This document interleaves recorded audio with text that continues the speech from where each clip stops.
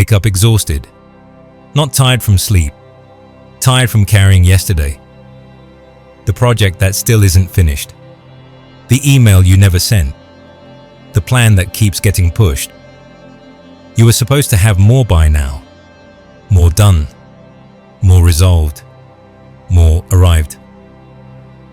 But life keeps delaying itself, and every delay costs you something.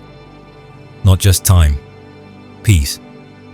You feel it in your chest, that low hum of anxiety, that background noise that never fully quiets. You're waiting for approval that may never come, waiting for circumstances to finally cooperate, waiting for the moment when life becomes manageable. And while you wait, you burn. This is burnout. Not from working too hard, from wanting outcomes you cannot control, from measuring your peace against your results, from treating your worth as a function of your speed. What if the burnout isn't from doing too much? What if it's from believing the wrong things? That question is exactly where a freed slave found his freedom. 2,000 years ago, a man was born into chains. He had no name anyone cared about, no property, no rights, no future that belonged to him. His master once twisted his leg, deliberately, cruelly, to test whether he would cry out. He did not scream. He simply said, "You are going to break it." And when the bone snapped, he said only, "Did I not tell you?" This man was Epictetus. He walked with a limp for the rest of his life, a permanent reminder of what had been done to him. And yet, Epictetus became one of the freest minds in history. He was eventually granted his freedom. He taught in Rome. He built a school in Nicopolis. Emperors studied his words.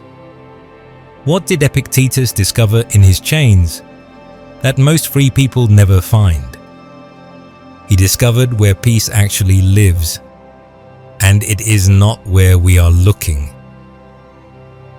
Imagine you're waiting for a promotion. 6 months, then 8, then a year. Every week you check in. Every week the answer is the same. Soon.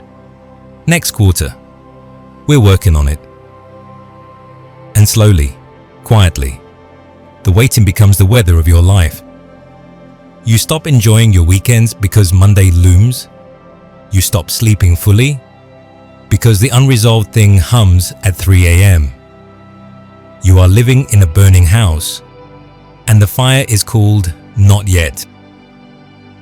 Epictetus called this attaching your soul to things outside your control. His foundational teaching was the dichotomy of control. Some things are up to us, some things are not. Make the best use of what is in your power, and take the rest as it happens. Because we spend almost all of our suffering on what other people decide, on timelines we cannot set, on outcomes we cannot guarantee. The promotion is not up to you. The quality of your work is. The economy is not up to you. Your response to it is. The delay is not up to you. What you do while you wait is. You are exhausted because you are doing 2 jobs. Your actual work and the impossible second job of trying to control what cannot be controlled. Epictetus would say, put down the second job. You were never hired for it. You cannot be paid for it. And it is destroying you. There is a story Epictetus told his students about a traveler caught in a storm. The rain does not stop for the traveler. The road does not flatten. The night does not shorten itself out of sympathy. But the traveler carries a lamp, and that lamp no storm can extinguish. That lamp is your inner faculty, your capacity to reason, your power to choose how you respond, your character. No man is free who is not master of himself. Think about how much of your identity lives outside of you. I'll be okay when the deadline passes. I'll feel good when I get the raise. I'll rest when the project is done. You have placed your lamp in someone else's hand, and you are waiting in the dark for them to give it back. The lamp is already in your hand. You just forgot you were holding it. Imagine you are in a tug of war. On the other side, circumstances, delays, other people's choices, the pace of the world. You pull, they pull back. You strain harder, they do not move. Epictetus offered a radical solution. Drop the rope. Not in defeat, not in surrender, but in wisdom. Seek not that the things which happen should happen as you wish, but wish the things which happen to be as they are, and you will have a tranquil flow of life. He is not saying, stop caring. He is not saying, stop working. He is saying, stop fighting reality for what it is. The project is delayed. That is a fact. You're suffering about the delay. That is a choice. When you release the rope, you stop wasting energy on resistance, and that energy becomes available for presence, for creativity, for the actual work in front of you. Epictetus owned almost nothing. An iron lamp, a simple mat, a cloak. When a thief once stole his lamp, he replaced it with one made of clay and was unbothered. He has lost his lamp. I have gained a lesson in the worthlessness of lamps. In a culture where your worth is measured by your output, your salary, your title, your productivity score, Epictetus was content with clay. Not because he was poor, because he was rich in a way that cannot be stolen. What do you actually need to live well? Not to succeed according to someone else, not to impress, not to win the invisible competition. To live well, to think clearly, to act with integrity, to love and be present. The exhaustion of wanting more and more is its own form of slavery. Epictetus had worn literal chains.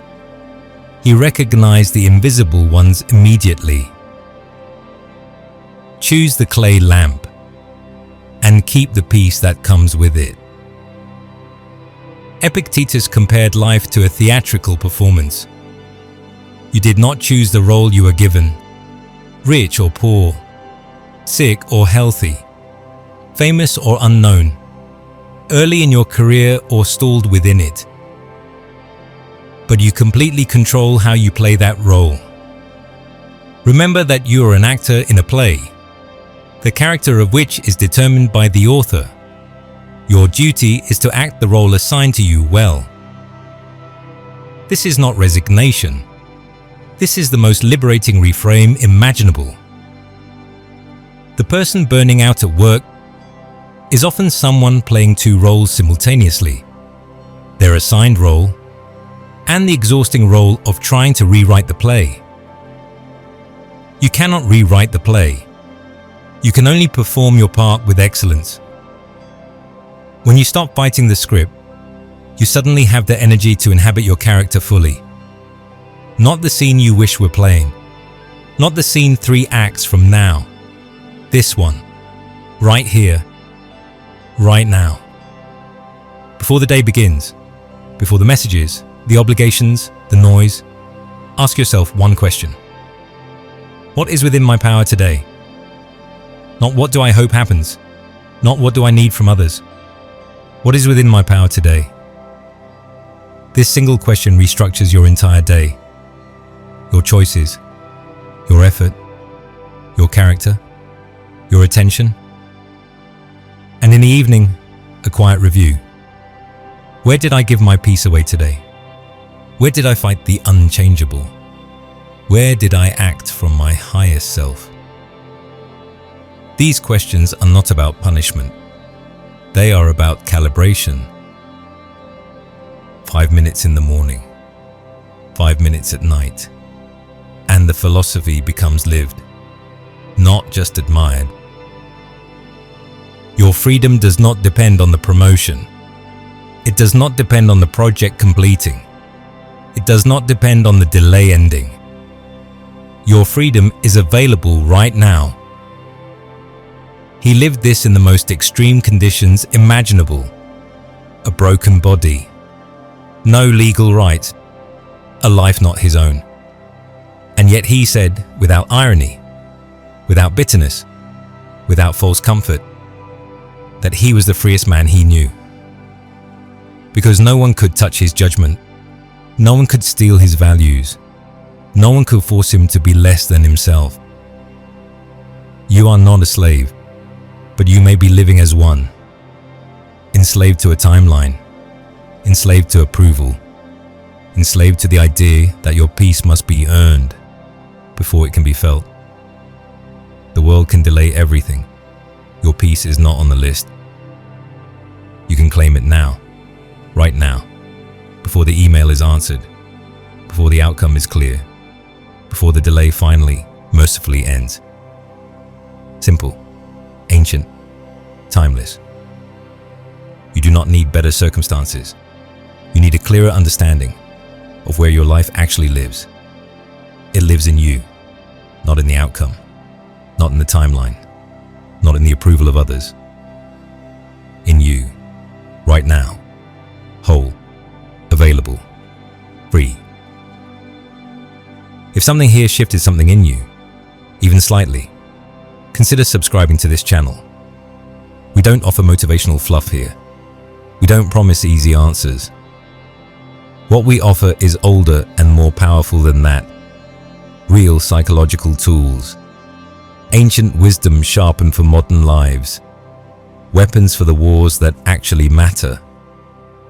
The ones happening inside you. And thank you, genuinely, for staying until the end. In a world of skipping and scrolling, you sat still and listened. That itself is a Stoic act. Epictetus would be proud.